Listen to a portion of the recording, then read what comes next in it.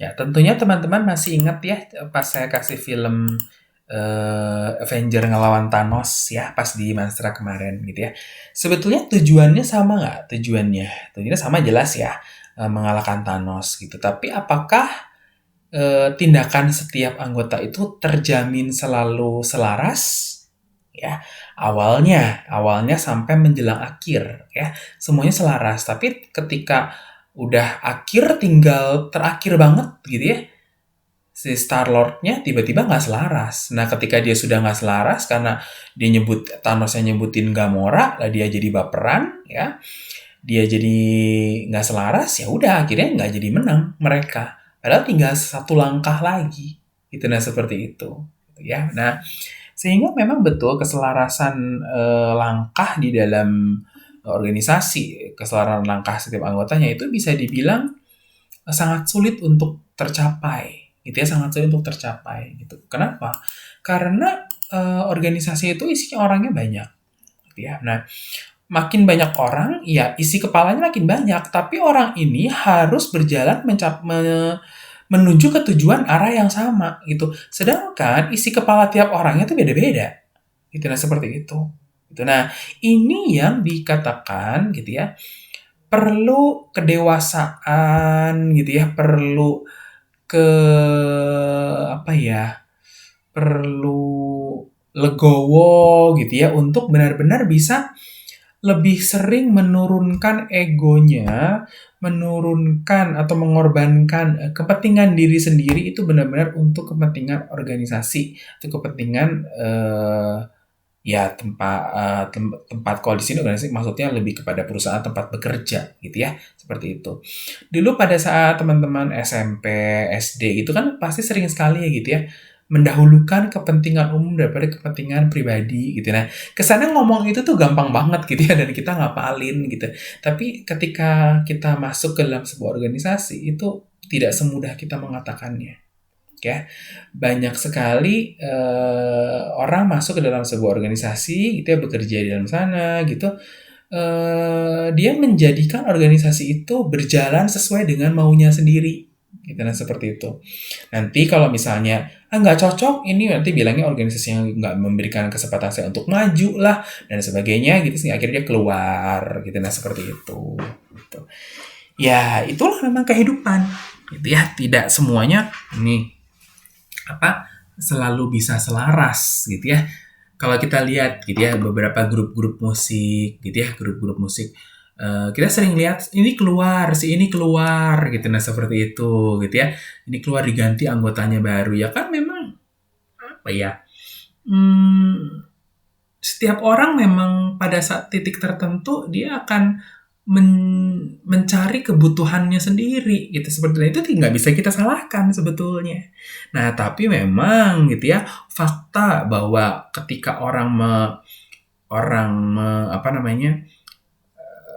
mendahulukan kepentingannya pribadi gitu ya, nah itu yang bisa berbenturan dengan kepentingan organisasi dan itu sering sekali terjadi ke sana. Nah, kenapa sih orang bisa sulit sekali gitu ya untuk menyelaraskan kepentingannya sendiri dengan kepentingan organisasi? Karena setiap orang itu punya kebutuhan. Ya, setiap orang punya kebutuhan. Dan namanya kebutuhan kalau tidak dipenuhi, ya gampangnya kalau kita nggak makan kita mati. Artinya jika kebutuhan tidak dipenuhi orang itu akan mati. Tapi bukan mati selalu dalam arti harfiah ya, gitu mati, meninggal bukan. Tapi bisa dibilang mati rasa.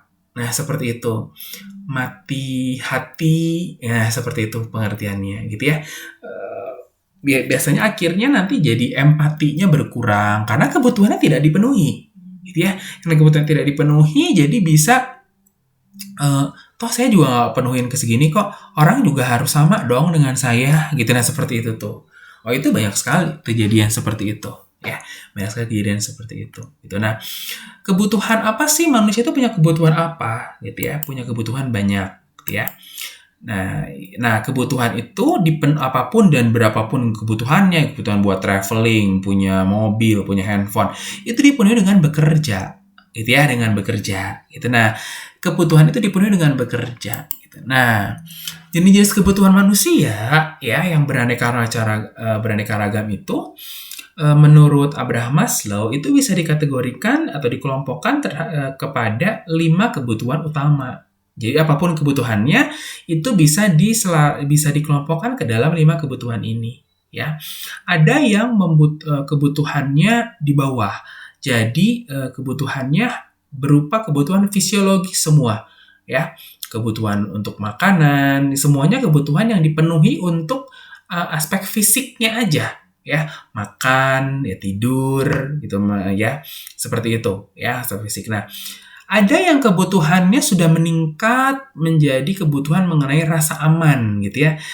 Dia sudah cukup semuanya gitu ya, secara untuk kebutuhan fisiknya udah cukup, sudah cukup gitu. Kemudian dia kebutuhan meningkat yaitu mengarah kepada kebutuhan mengenai rasa aman gitu ya, kebutuhan bahwa yang penting saya cukup memiliki keamanan gitu ya. Jadi misalnya nih kamu udah secara finansial udah cukup gitu ya, udah cukup. Akhirnya ketika kamu sudah punya uang cukup gitu ya, kamu lebih memilih misalnya gitu ya, ketika nggak bisa bawa kendaraan sendiri ya, kamu memilih naik taksi Bluebird daripada taksi online yang lain ya, maksudnya Grab sama ini. Kenapa?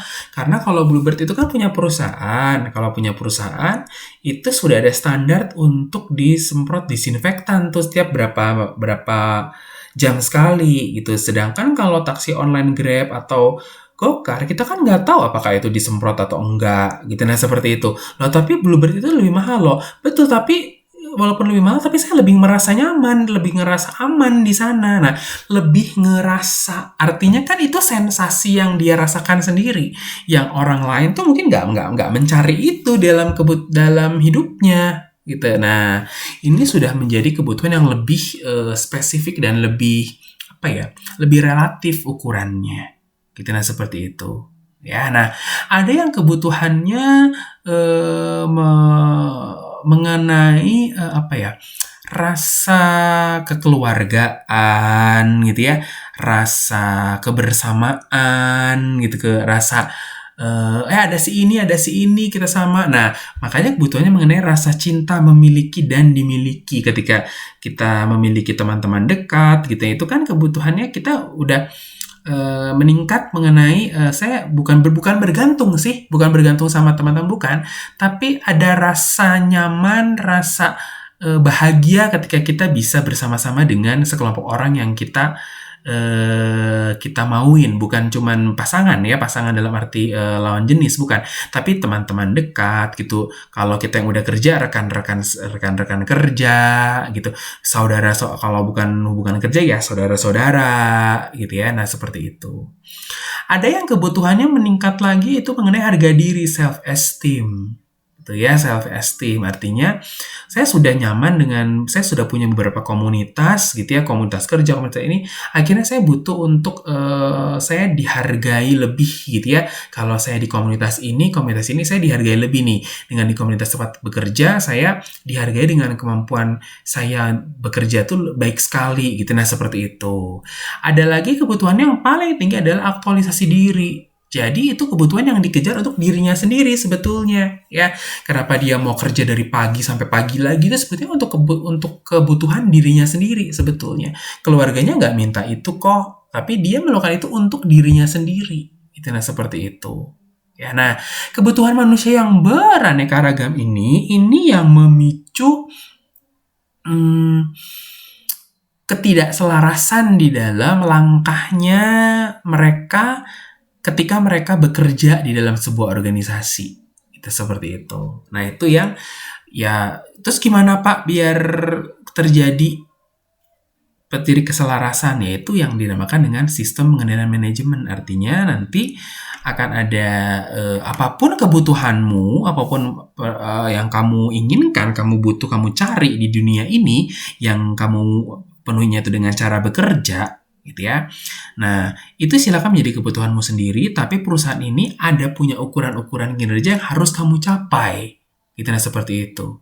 Nah, itu yang ini. Nah, yang terbaik adalah ketika ukuran-ukuran yang harus dicapai itu sesuai dengan kebutuhannya. Ya, ketika ukuran